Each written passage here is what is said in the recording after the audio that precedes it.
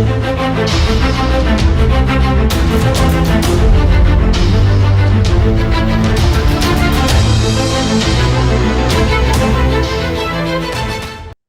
everyone, this is Mohit Sharma from Trishul Defense Academy, Delhi branch, academic head of this branch। और आज हम बात करने जा रहे हैं आज की वीडियो में how the Germany gives the special status to India regarding military powers. हम स्पेशल स्टेटस के अंदर क्या क्या पढ़ने जा रहे हैं, मिलिट्री पावर्स के रिगार्डिंग क्या है और क्यों जर्मनी इंडिया में रिसेंटली अपना इतना ज्यादा इंटरेस्ट शो कर रहा है। एज यू नो दैट अभी अभी रिसेंटली ब्रिक्स समिट हुआ है जहां भारत ने एक सक्सेसफुल मीट किया है और उसके जस्ट बाद हम बात करें ओलाफ शोल्ज की तो वो इंडिया में आए और उन्होंने किस तरीके से अपना इंटरेस्ट शो किया। जी हाँ, एक तरफ आपको दिख रहे हैं प्रधानमंत्री नरेंद्र मोदी, वहीं दूसरी तरफ आपको दिख रहे हैं ओलाफ शोल्ज। आप कह सकते हैं एक तरीके से कि जर्मनी के प्राइम मिनिस्टर, बट हालांकि प्राइम मिनिस्टर जैसी पोस्ट जर्मनी में नहीं होती तो उनको चांसलर बोला जाता है वहां पर।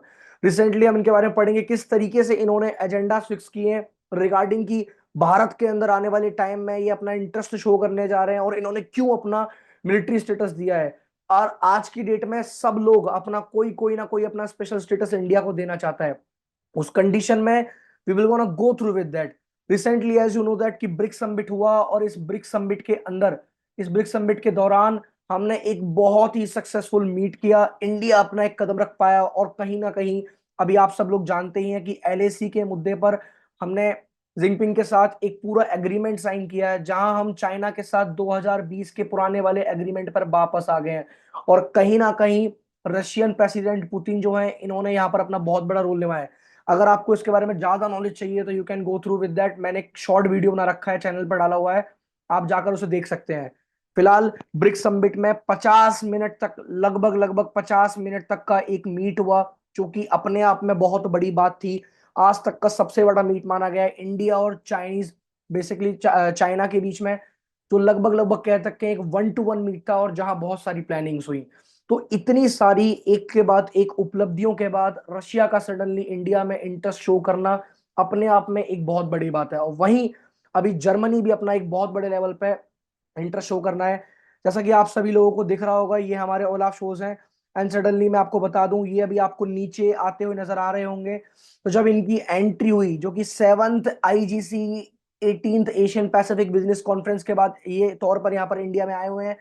और ये चांसलर साहब जब एंट्री करते हैं नीचे तो आप सब लोग अच्छे से देख पा रहे होंगे किस तरीके से मीडिया ने इनको घेर रखा है। और जर्मनी सडनली ब्रिक्स समिट के बाद इनका एकदम आना, जर्मनी का स्पेशल स्टेटस देने के बाद इंडिया में आना एक इंडिया के लिए बहुत बड़ी उपलब्धि है।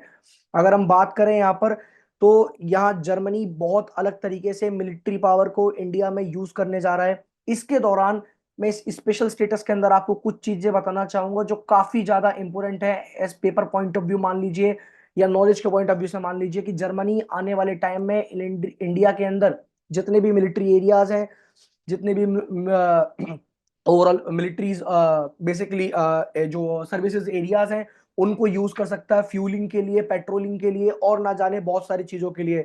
तो जर्मनी का इंडिया में और इंडिया का जर्मनी में कहीं ना कहीं इन्फ्लुएंस बढ़ेगा जिससे हम इंटरनेशनल लेवल पर अपनी मिलिट्री को, अपनी आर्मी को एक अलग लेवल पर देख पाएंगे।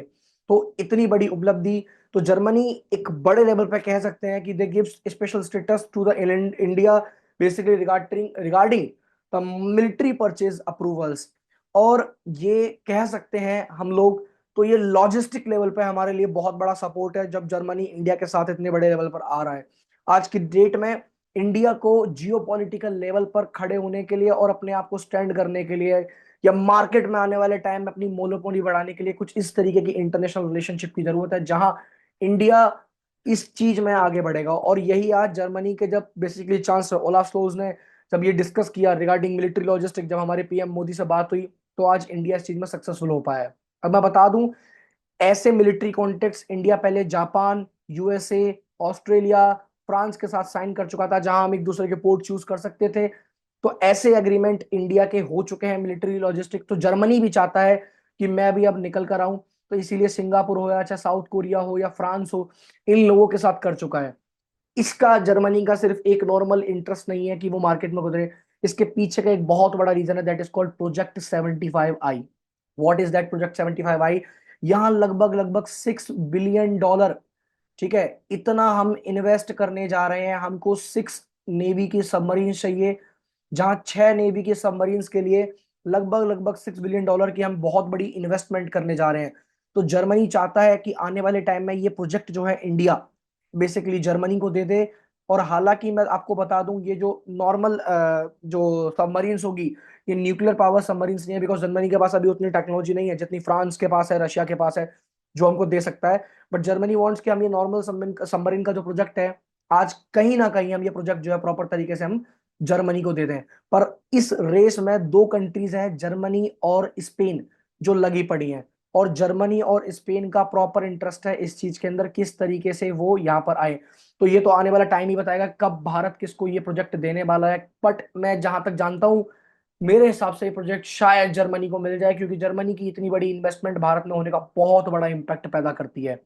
Recently you know that Spain is also a competitor in this project, in submarine contact project. आप लोग यहाँ पर जो भी एक्स्ट्रा इन्फॉर्मेशन है जो कि हम मैंने यहाँ पर न्यूज़पेपर के आर्टिकल से निकाला है, तो you can go through with that. और अपार्ट फ्रॉम दैट, क्या जर्मनी भारत में जॉब अपॉर्चुनिटीज क्रिएट कर सकता है? तो ये बहुत बड़ा क्वेश्चन है, और इसका आंसर मैं देना चाहूंगा ऑब्वियसली हाँ। क्योंकि जर्मनी का इतना बड़ा इन्वेस्टमेंट, उसके बाद जर्मनी ने कुछ प्रोमिस किए हैं भारत के साथ, कि जर्मनी, इंडिया और जर्मनी के बीच की जो ट्रेड रिलेशनशिप है उनको और ज्यादा इंप्रूव करना चाहता है बहुत बड़े लेवल पे। यानी कि जर्मनी अब सिर्फ मिलिट्री पावर को लेके नहीं, बट डिफरेंट डिफरेंट ट्रेड के तौर पर भी भारत में इन्वेस्ट करेगा। और इसका नतीजा ये आएगा कि आज की डेट में अगर मैं एक जर्नल सा एग्जांपल लेता हूं, तो यू नो दैट कि वेरी वेल कि जर्मनी यूरोप के अंदर एक ऐसी कंट्री है जिससे हम सबसे ज्यादा ट्रेड करते हैं। यानी कि पूरे यूरोप में कह सकते हैं Germany is the largest trading partner of Bharat in Europe.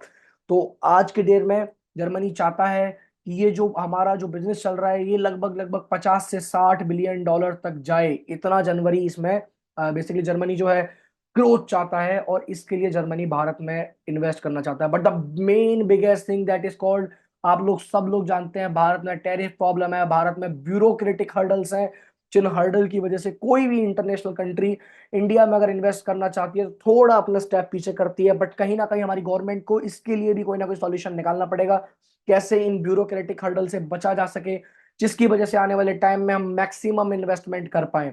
और जर्मनी ऑब्वियस सी बात है 2024 में हम लोग एक्सपेक्ट करते हैं कि ये भारत में काफी ज्यादा इन्वेस्ट करेगा, जिससे आने वाली डेट में भारत के लिए काफी ज्यादा अच्छा होगा। चाहे ये एक बायलेटरल रिलेशन हो, इसको एक नेक्स्ट लेवल पे ले जाने की बात हुई है, और ओलाफ शोल्ज इसमें इसीलिए उन्होंने इंडिया को विजिट किया है। तो काफी ज्यादा बढ़ चढ़ कर ये बातें हुई हैं। बट एक जो अपडेट मैं देना चाहता हूं, इसके लिए सिर्फ इन्होंने बोला नहीं है, बट इन्होंने अपने पार्लियामेंट के अंदर एक मैगजीन छापी है, जहां इन्होंने साफ साफ पब्लिकेशन में फोकस ऑन इंडिया करके व्हाइट पेपर रिलीज किया है, जहां इन्होंने बताया है किस तरीके से ये इंडिया के अंदर आने वाले टाइम में फोकस करने वाले, ध्यान देने वाले हैं। हालांकि मुझे एक बात थोड़ी अजीब लगी यहाँ पर, कि जर्मनी, आपको पता है, इंडिया के जो पीओके वाला हिस्सा है, that is called Pakistan occupied Kashmir, उसको लेकर हमेशा चुप्पी साधे रखता है। इसीलिए इन्होंने हमारे जम्मू कश्मीर वाले मैप के हिस्से पे, अगर मैं आपको बता दूं, तो इन्होंने पूरा रेड कलर का ब्लॉक लगा दिया। आप, ये इनकी मैगजीन का ऑफिशियल फोटो है, जिससे कि ये इन पे कंट्रोवर्सी क्रिएट न करे। काफी दिमाग वाला काम किया यहाँ जर्मनी ने, यहाँ अपनी बात भी रख दी और पॉलिटिकली मैटर से बच भी पाया। ये उसी मैगजीन के कुछ कॉन्टेक्ट है जहां Germany want to also invest and improve the civil society contact. यानी कि ये हमारे एल्यूमिनी नेटवर्क जो है, स्कूल्स हैं, हायर एजुकेशन है, एकेडमिक, कल्चर, मीडिया, इन सब में भी कल को ये हमारे साथ इन्वॉल्व होंगे, और कहीं ना कहीं एक बड़े लेवल पे हमारे लिए इम्प्रूव करेंगे। वहीं दूसरी तौर पर ये हमारे साथ इकोनॉमी, ट्रेड एंड एग्रीकल्चर के अंदर भी काफी डिफरेंट डिफरेंट प्रोजेक्ट्स करेंगे, जिससे हमारे इंडिया में ग्रोथ के चांसेस बहुत ज्यादा बढ़ जाएंगे। और एक सबसे बड़ी बात, जर्मनी वांट साइंटिफिक कॉपरेशन, यानी कि आने वाले टाइम में जितने भी साइंटिफिक प्रोजेक्ट्स रिलीज होंगे, जर्मनी वांट्स कि वो हमारे साथ इसमें पार्टिसिपेट करें, और सस्टेनेबल सॉल्यूशंस के साथ हम अपने एम्स और गोल्स को अचीव कर पाए। तो भारत के लिए सच में जियोपॉलिटिकल लेवल पे इतनी बड़ी जीत, और नरेंद्र मोदी का एक मुस्कुराता हुआ चेहरा जो इसको लेकर आज आपके सामने है। एंड कहीं ना कहीं इंडिया ने अभी, चाहे मैं बात चाइना की करूं, चाहे बात मैं रशिया की करूं, चाहे बात आज मैं जर्मनी की करूं, या मैं यूएसए की करूं, बढ़ती हुई रिलेशंस और बढ़ती हुई जैसे इंडिया की ग्रोथ है, उसको देखकर आज भारत एक डिफरेंट लेवल पे खड़ा है। एक भारत का लेवल एक डिफरेंट लेवल पे है। भारत आज एक अपने आप का एक अलग वर्चस्व लहराता है, जिस चीज में भारत ग्रोथ कर रहा है, and I am really happy with that.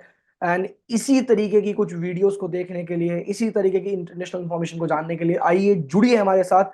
मैं मोहित शर्मा, त्रिशूल डिफेंस एकेडमी से, दिल्ली ब्रांच से। अगर आपके अंदर भी है भारतीय सेना को ज्वाइन करने का जुनून, आइए इंडियन आर्मी के साथ जुड़िए, हमारे साथ जुड़िए और हम कराएंगे आपको एनडीए, सीडीएस, एफकेट की तैयारी, जहां हम बताएंगे किस तरीके से हम ऑफिसर्स क्रिएट करते हैं। ये हमारे सिलेक्शन है, काफी सिलेक्शन चल रहे हैं और अभी दिवाली ऑफर चल रहा है, तो हम काफी ज्यादा बेसिकली डिस्काउंट दे रहे हैं।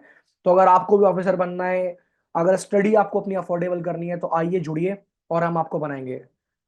तो ये लोगो वैसे मेरा फेवरेट एक तरीके से मोटो है कि अगर है जुनून देश सेवा का तो आइए हम आपके साथ हैं, त्रिशूल आओ और वर्दी पाओ, basically. Thank you everyone, this is Mohit Sharma from त्रिशूल डिफेंस एकेडमी, और जुड़िए हमारे साथ। मिलेंगे अगली किसी वीडियो में। जय हिंद, वंदे मातरम। अब डिफेंस एग्जाम क्रैक करना हुआ और भी आसान, त्रिशूल डिफेंस एकेडमी लेकर आए हैं बिल्कुल ही एडवांस लर्निंग ऐप। तो आज ही ज्वाइन करें और स्टार्ट करें अपनी ऑनलाइन क्लासेस।